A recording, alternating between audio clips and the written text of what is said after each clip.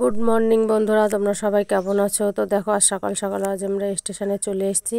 তো এত সকালে স্টেশনে এসে কোথায় যাব? আমরা যাব আমার বরের ছোট গিন্নিকে দেখতে।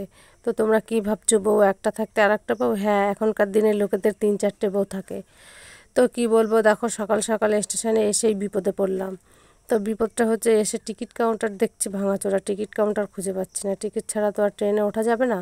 তো এ মাথা ও মাথা খুঁজে দেখলাম যে যেখানে আগে রিজার্ভেশন টিকিট দিত সেখানেই আবার নতুন করে টিকিট দিচ্ছে।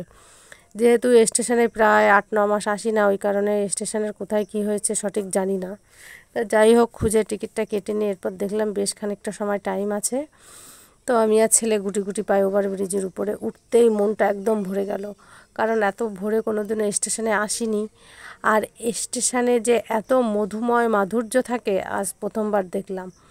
কারণ স্টেশনটা একদম শান্ত ছিল, কোনো লোকজন ছিল না, গাড়িও সেরকম চলছিল না। মানে ভোর সবে, এখনও লোকজন এসে পারেনি, গাড়ি হয়তো একটা দুটো গেছে।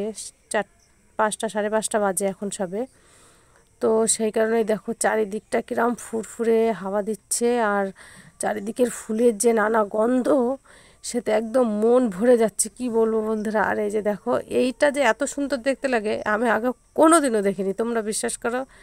আমি না হলেও বছরে 3-4 বার স্টেশনে আসি, কিন্তু কোনো দিনও উপর দিয়ে রানাঘাট আর শিয়ালদার লাইনটা দেখিনি যে এত সুন্দর দেখতে লাগে।